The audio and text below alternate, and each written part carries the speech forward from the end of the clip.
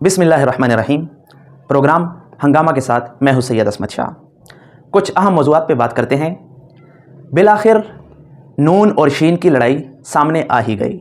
काफ़ी अरसे से गुफ्तगू शुनी हो रही थी कि नून और शीन में इख्तलाफात नहीं है। कोई कहते थे हैं, नून लीग की सीनियर क़यादत कहती थी कि भाई ऐसा कोई नहीं है, ऐसी कोई बात नहीं है, लेकिन ऐसा नहीं हुआ। जो हकीकत थी वो सामने आ ही गई और नून ने शीन को पार्टी से पूरी तरह से निकाल दिया।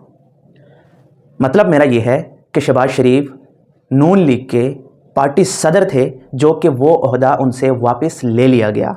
कल एक पार्लिमानी पार्टी के इजलास में राना सनाउल्लाह ने तजवीज़ दी, पार्टी सदारत दोबारा नवाज शरीफ के पास होनी चाहिए, शहबाज शरीफ के पास नहीं होनी चाहिए, जो कि वो तजवीज़ वो कसरत राय से मंजूर हो गई। नून लीग के सारे तमाम अरकान ने नवाज शरीफ पर एतमाद का इजहार किया और शहबाज शरीफ पर अदम एतमाद का इजहार करते हुए पार्टी की सदारत से उन्हें फौरी हटाने का कहा। अच्छा जी, पीटीआई और इस्टेब्लिशमेंट के मुज़ाकरात के हवाले से बातें हो रही हैं।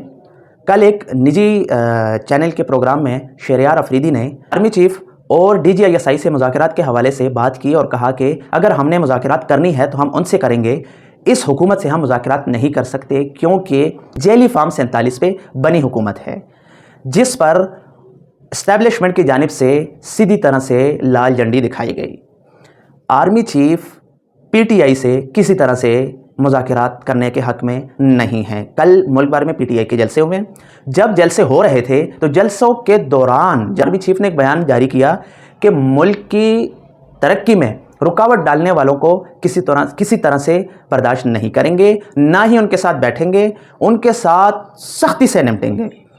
सोशल मीडिया पर भी बहुत ज़्यादा उन्होंने तनकीद की। जो पीटीआई के वर्कर्स हैं उनके हवाले से नाम उन्होंने नहीं लिया, मगर ये सीधी तरह से इससे पता चल जाता है कि उन्होंने ये बात किसको कही कि सोशल मीडिया पे मनफी प्रोपेगेंडा करने वालों की बातों में हम नहीं आएंगे और ना ही उनके बड़ों के साथ बैठेंगे।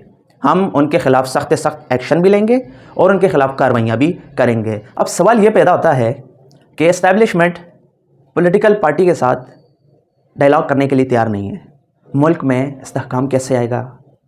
इस्तेहकाम के बग़ैर मुल्क तरक्की कैसे कर सकता है? ये मुमकिन नहीं है। इस बारे में एस्टैब्लिशमेंट को भी एक कदम पीछे हटना पड़ेगा और पीटीआई को भी या फिर नफ़रत अंगेज़ बयानात से पीछे हटना पड़ेगा, तब जाके ही ये मसाइल हल होंगे। और इसमें अहम किरदार दीगर पॉलिटिकल पार्टियों का भी है, जो कि इस वक्त अदा करने के लिए तैयार नहीं है। वो चाहते भी नहीं है कि पीटीआई के साथ एस्टेब्लिशमेंट के ताल्लुकात बेहतर हो जाए।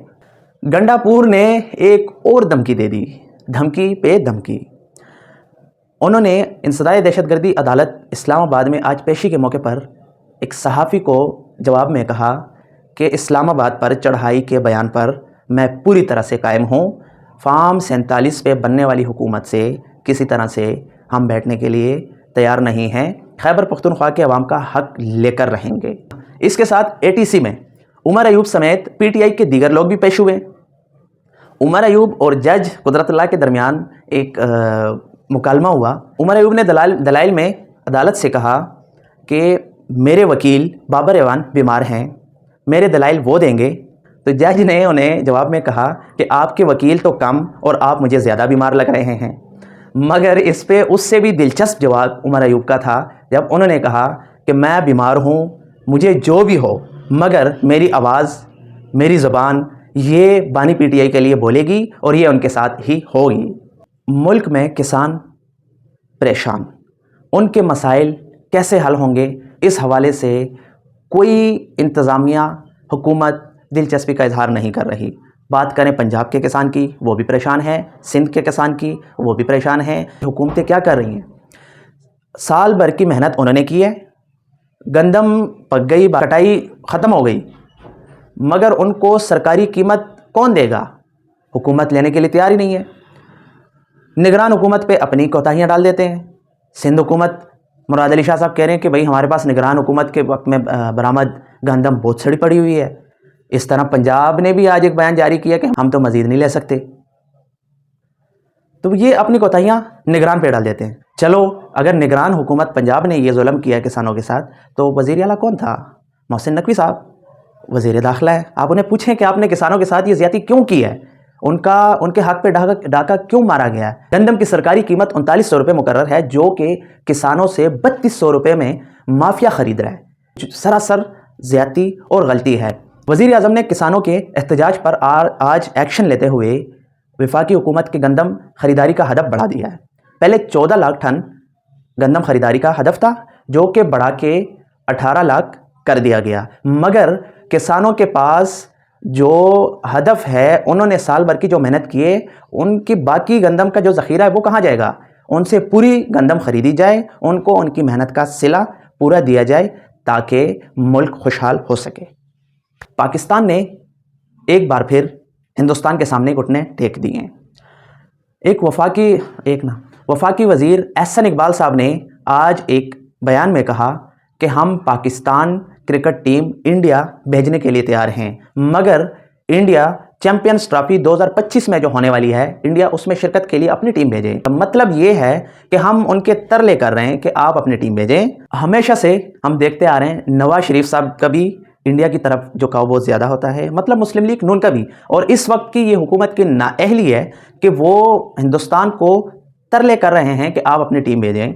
हम अपनी मतलब T20 या टेस्ट सीरीज़, वनडे, हम हर तरह की इवेंट के लिए अपनी टीम भेजने के लिए कहते हैं हम तैयार हैं, मगर आप शिरकत के लिए हाँ कर दें। भाई हम क्यों तरले कर रहे हैं?